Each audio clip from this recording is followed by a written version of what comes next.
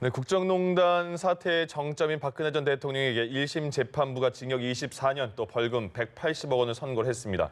지난해 4월 박 전 대통령이 재판에 넘겨진 이래 1년여 만에 나온 사법부의 단죄입니다. 네, 이 시간에는 이수희 변호사, 배상훈 서울디지털대 경찰학과 교수 두 분 모시고 관련된 이야기 나눠보겠습니다. 안녕하십니까? 예, 안녕하세요. 예.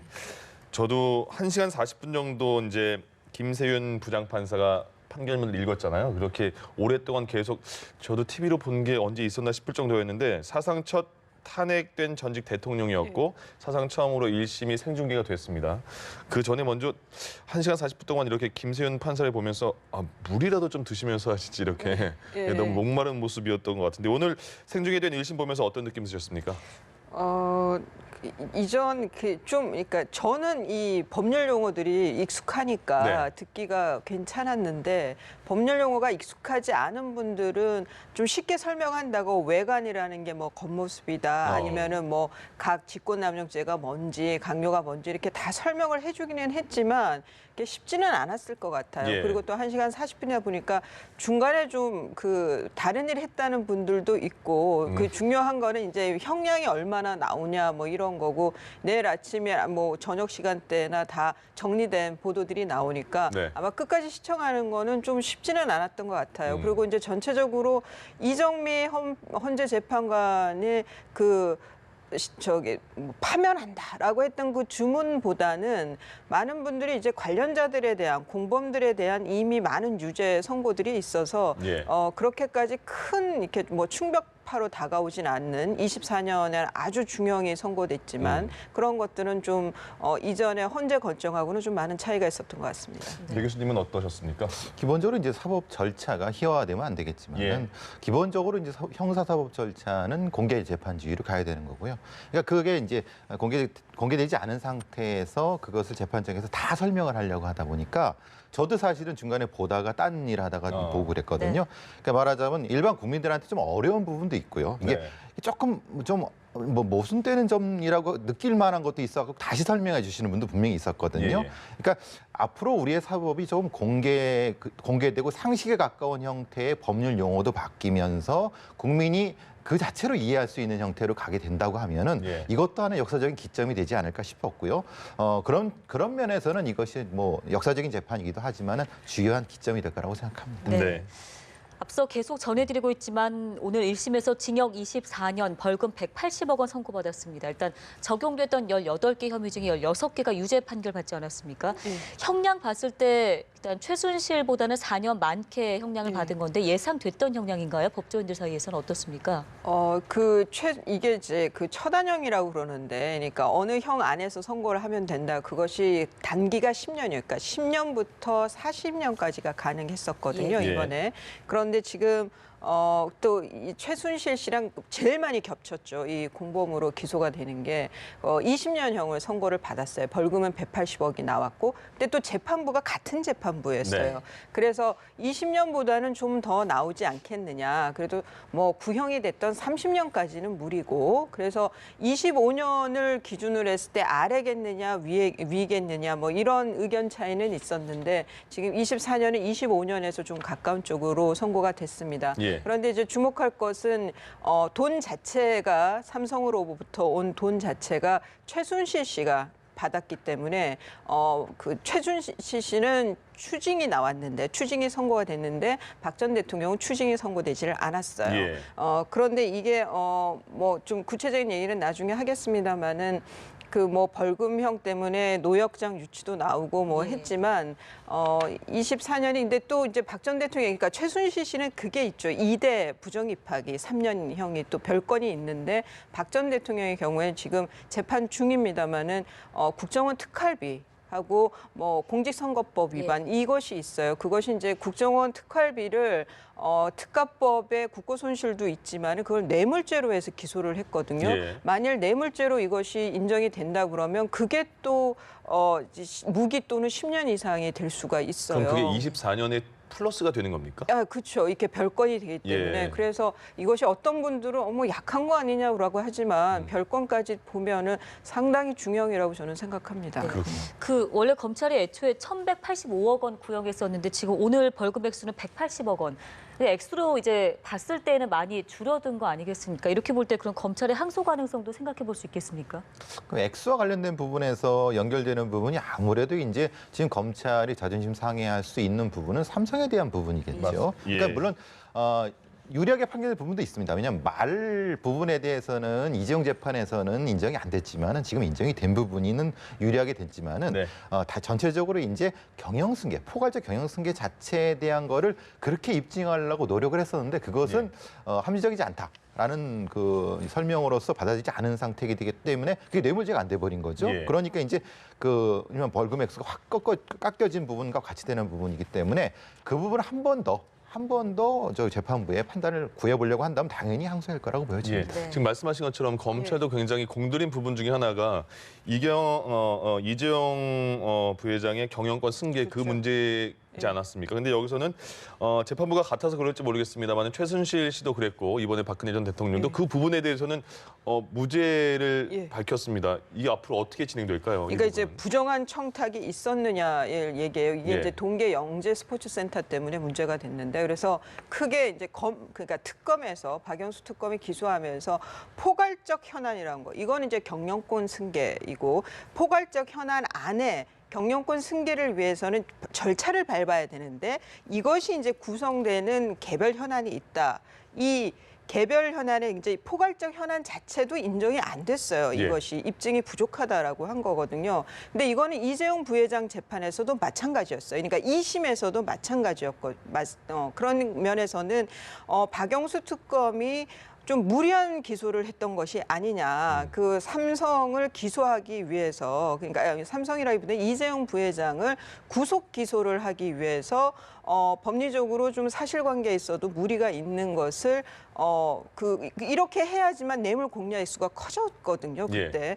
그래서 이제 이것이 이제 K스포츠재단과 미르재단이 제3자 뇌물죄가 돼서 제3자 뇌물 공여가 돼서 부정한 청탁이라는 요소가 꼭 있어야 되는 거였어요. 요건이. 근데 이 부정한 청탁에 경영권 승계를 위해서 한 거다. 이것이 이제 묵시적으로 이런 청탁을 했다라고 기소를 했는데 그것 때문에 액수가 수백억이 됐던 거예요. 그런데 결과적으로 1심입니다마는 70몇 억밖에 인정이 72억이 인정이 된 거예요. 이거는 예. 정유라 진호원 부분만 인정이 된 겁니다. 이런 면에서 시간이 많이 지났지만 뭐 별로 여기에 대해서는 아직 뭐 구체적인 비판이 없습니다만 박영수 특검이 이 부분에 있어서는 좀 저는 비판을 받아도 될 부분이라는 생각이 듭니다. 전체적으로 이제 네. 그 국민 감정으로서는 분명히 이건희 회장에서 이재용 부회장으로의 승계는 분명히 상식적으로 넘어가는 건 맞는데 그걸 형사적으로 구체적으로 입증해내는 건 다른 문제라고 그 본다는 부분을 거죠. 또 그 오늘 판결문 낭독할 때 김세윤 부장판사가 언급을 또 해줬잖아요.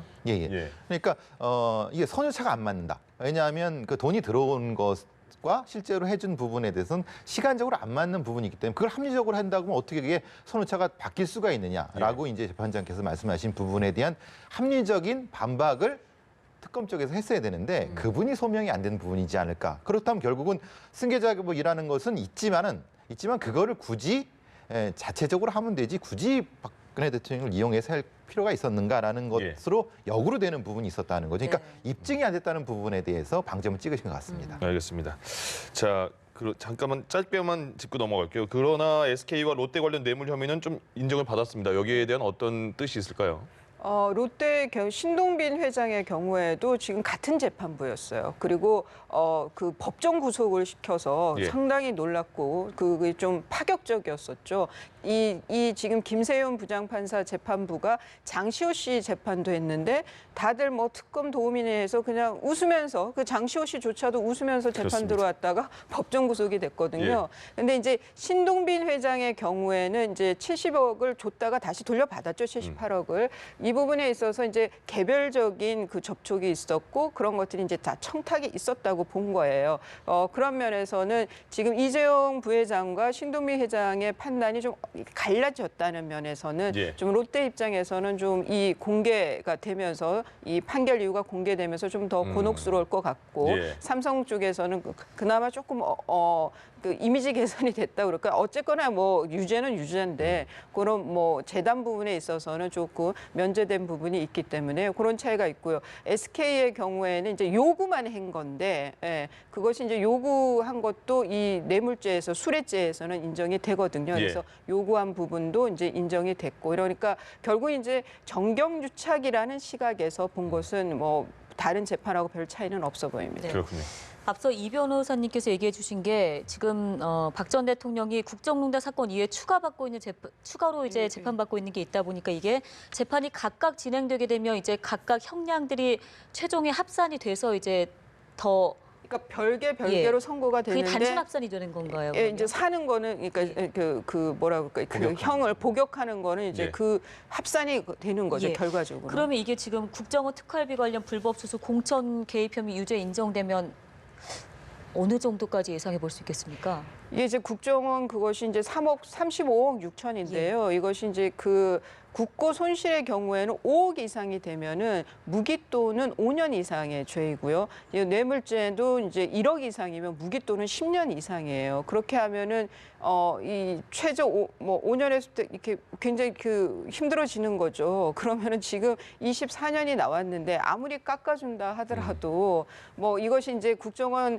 활동비를 받아온 것이 관례였다. 그래서 뭐 소극적으로 이전 것들을 관례를 따라하다가 보니까 이렇게 됐다고 해서 그것을 이제 봐준다 하더라도 그런 점을 봐줘서 뭐 2분의 1 감경을 한다 하더라도 유기징역을 한다 하더라도 이것이 최소 뇌물죄는 이제 탈락이 되고 뇌물로 보기는 어렵다라고 하면 2년 6개월이 되는 거거든요. 그래도 합하면은 뭐 얼추 30년이 되지 않습니까? 기본적으로 요거는 특활비 같은 경우는 전임 대통령들이도 받았던 부분이 있지 않습니까? 그러니까 지금 박근혜 전 대통령께서 자필로 이제 의견서를 내시는 부분도 분명히 이 부분은 소명하실 부분이 분명히 있을 것 같습니다. 그 얘기는 뭐냐면은 충분히 재판으로 다퉈볼 수 있다고 판단하시는 것 같습니다. 그렇기 때문에 자필로 의견서 내시고 또 적극적으로 이번 개전하시는 부분이고 사실 공천 개입이라고 하는 것은 사실 좀 정치적인 행위이지 않습니까? 그걸 또 입증하기가 쉽지는 않을 겁니다. 그렇기 때문에 이 부분도 영향이 있을 것 같습니다. 이런 재판은 앞으로 재판 진행 과정을 보면서 국정농단 재판과 어떻게 다른 태도를 보이는지 한번 확인해 봐야겠습니다. 그리고 재판부는 이렇게 말을 했습니다. 박 전 대통령이 지금까지 반성이 없고 줄곧 범행을 부인하고 재판에도 협조를 하지 않았으니까요. 주변의 책임을 전가한 사실을 볼 때 중형이 불가피하다. 이렇게 보면 지금까지 이런 중형이 선고되는 데에도 박근혜 전 대통령의 그런 태도도 자충수 역할을 했다 이런 평가도 나오던데 어떻게 보십니까? 그 자체가 이제 반성하지 않는 거죠. 말하자면 재판부 자체, 말하자면 사법 체계를 부정하는 건 아니지만은 재판부 자체를 신뢰할 수 없다라고 하면서 아예 재판 보이콧을 한 것은 사실은 일반 어떻게 개인이 그럴 수 있겠습니까? 그건 말도 안 되는 건데 이 전직 대통령이기 때문에 어떤 강제력을 동원할 수 없는 상황을 알면서 그랬다고 하면 더 고의적이고 좋지 않은 행동이 될 수 있는 그 부분이 이제 재판장께서도 충분히 그 부분에 대한 말씀을 하셨기 때문에 분명히 이 부분은 형량에도 작용했을 거라고 보여집니다. 그렇군요. 앞으로 박 전 대통령의 태도의 변화가 있을지도 관심이 모아지는데 앞서 저희 대담 들어가기 직전에 리포트 통해 살펴봤지만 그 유영하 변호사 통해서 구치소에서 이제 소식을 들었을 때 담담한 반응이었다고 합니다. 좀 예상을 어느 정도 했을까요? 뭐 최순실 씨가 제일 많이 겹치는 부분에 이제 최순실 씨가 20년이 선고됐기 때문에 그것보다는 높을 거라고 예상을 했을 거고요. 무죄를 기대했다라고 하기는 좀 어폐가 있습니까? 그랬다면 정말 현실성 없는 판단을 한 거였고 무죄는 아니고 한 20년 이상은 나오겠다고 이제 예상을 했을 거고 그러면은 지금 이제 항소를 하겠느냐 안 하겠느냐 뭐 이런 것도 이제 슬슬 보도가 되는데요. 이 형사재판의 경우에는 선고 받은 때로부터 7일 이내에 항소를 하게 됩니다. 그러니까 다음 주 금요일까지는 전까지는 항소 여부가 이제 결정이 날 텐데 항소를 했을 때 실익으로 따진다면 변호사 입장에서 실익으로 따진다고 하면은 그 부분은 있어요. 그러니까 그 대통령, 그러니까 공무원인 신분자가 최순실 비신분자와 이 공모 공동정범으로 뇌물죄를 저지를 수 있느냐. 이거는 그 뭐 교수들도 형법 교수들도 뭐 이렇게 좀 차이가 있는 거거든요. 학계 의견 차이도. 그래서 예. 이거를 대법원까지 내가 그 판단을 받아봐야 되겠다. 이게 지금 오늘 인정된 그 모든 그 범죄의 그러니까 뇌물죄의 큰 근간이거든요. 공모 공동정범이 인정된 거. 그런데 이거를 대법원까지 판결을 받아보겠다고 해서 항소를 하고 상고를 하는 것이 정치적인 행보에 정치적인 액션으로 봤을 때는 이것이 적당하냐, 이거 적절하느냐라는 문제가 또 생겨요. 그러니까 예. 박근혜 전 대통령의 경우에는 단순히 법률적인 그 어떤 방어를 하고 공격을 하는 거와 정치적인 행보하고 같이 가야 되기 때문에 그래서 섣불리 어떻게 예측하기는 어려운 상황이라 봄입니다. 근데 항소를 안 하는 것이 좀 더 적절하지 않느냐. 어떤 다음에 어떤 그 스텝을 옮기는데 더 쉬운 선택이 될 수도 있겠다는 생각도 해봅니다. 어쨌든 그럼 항소라는 게 이제 박근혜 전 대통령은 어떻게 결정할지 모르겠습니다만은 검찰 쪽에서는 지금 언론 보도를 좀 보니까 항소의 느낌을 갖고 있는 듯한 보도가 나왔거든요. 그렇게 되면 검찰 쪽에서 일단 항소를 하면 박근혜 전 대통령 측도 같이 재판을 또 2심에서 받아야 되는 거잖아요. 그런 그렇죠. 상황은 어떻게 예. 이어질 수 있을까요? 지금 상태에서는 변호사님 말씀하신 것처럼 박근혜 전 대통령의 선택은 이걸 법률심으로 가게 되면은 사실은 더 좋아질 게 있을까라는 생각을 합니다. 그러니까 가장 좋은 거는 향후의 어떤 사면이라든가 이런 걸 할 때는 자기의 정치적인 어떤 일종의 지분이라고 할까요? 어떤 역량이 좀 있어야지 이게 사면이라는 것도 정치적 사면이 또 가능한 부분이 아니겠습니까? 예.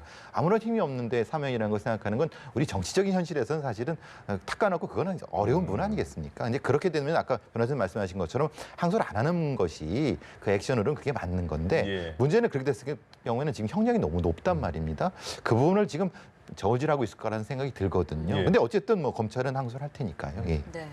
근데 지금 이제 예. 사면 얘기가 나오는데요. 지금 그 사면을 이 정권, 이 정부에서 하기가 좀 객적일 수, 그러니까 좀 그 일부 이연으로 보일 수도 있는 거죠. 네. 그러면은 그 좀 제가 이런 말까지 해도 집행정지라는 방법이 있는 거예요.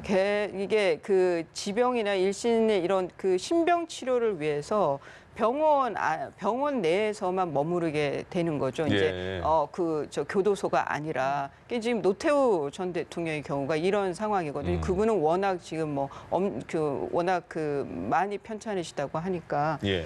그래서 뭐 사면이 아닌 어떤 이거는 좀 몇 년 후의 상황일 수도 있습니다만은 왜냐하면 이명박 전 대통령도 지금 구속이 돼 있단 말이에요. 예. 전직 대통령 두 분이 구속이 돼 있는 상황은 이거는 정치적으로도 또 국가적으로 상당히 부담이라는 거죠. 뭐 그런 예. 면에서의 뭔가 특히나 지금 청와대의 논평도 개인적으로 봐도 안 됐다라는 이런 좀 그 연민을 보여주고 있어요. 이런 네. 거는 좀 어떤 그런 그 메시지 느낌도 좀 있습니다. 그렇군요. 굳이 이렇게 역량을 이렇게 힘을 빼는 것이 아니라 어차피 정치적 격변이 아무래도 오는 시기가 오지 않겠습니까? 예. 그 시기 때문 그 시기가 되면은 변호사님 말씀하신 대로 여러 가지 방법이 있기 때문에 차라리 항소를 안 하고 있는 것이 오히려 더 현실적인 판단은 그게 더 나을 수 있습니다. 말씀하신 것처럼 전직 전두환, 노태우 두 사람 같은 경우에는 또 사면이 되면서 거의 정작 실형을 산 그 기간이 2년 그 정도 된다고 들었는데요. 어떻게 될지 한번 보겠습니다. 일주일 안에 또 항소 여부가 결정되니까요. 그걸 따라가 보겠습니다.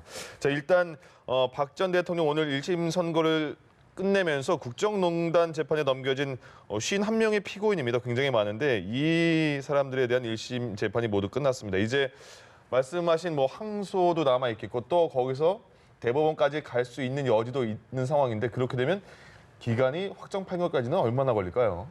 상상하기 어렵죠. 왜냐하면 많은 사람들이 이제 재판이 각각의 또 진행되는데 예. 각각의 증거가 또 다 다뤄질 수가 있거든요. 근데 그러면 1심에서 또 다르게 또 판단할 부분이 조금씩은 있을 수 있다면 또 이것이 이제 박근혜 전 대통령의 부분에 좀 영향을 어느 정도 미칠 수 있기 때문에 예. 그렇게 된다고 하면 시간이 지금만큼은 더 흐를 수가 있다고 볼 수 있는 거죠. 지금 한 1년 정도 흘렀는데요. 예, 알겠습니다. 그럼 마지막으로 또 이번 재판에서 중점적으로 보신 점은 어떤 게 있었습니까? 이제 오늘의 형사재판 선고의 의미는 이제 탄핵 그대로 다시 돌아간다고 하면은 네. 탄핵 결정은 우리나라 이제 탄핵 사유는 헌법과 법률에 위반하는 행위를 해야 되거든요. 거기에 대해서 이제 실체적인 그 판결은 없는 상황에서 탄핵 심판 결정이 먼저 나왔죠. 뭐 예. 그거는 어쩔 수 없는 상황인데 거기에 대해서 지금 불법 행위가 있었다. 형법을 위반한 행위가 있었다라는 선고가 난 것이 또 하나의 의미일 거라고 보입니다. 이제 뭐 예. 비록 1심이지만 그래도 그런 유죄 선고가 났다는 것은 또 다른 의미를 갖고 있다는 생각이 듭니다. 알겠습니다. 사상 첫 그 탄핵된 전직 대통령의 또 사상 처음으로 1심에서 생중계로 진행된 오늘 재판 많은 국민이 봤습니다. 거기에 대해서 두 분과 말씀 나눠봤습니다. 이수희 변호사, 배상훈 서울 디지털대 경찰학과 교수 두 분과 함께했습니다. 고맙습니다. 고맙습니다.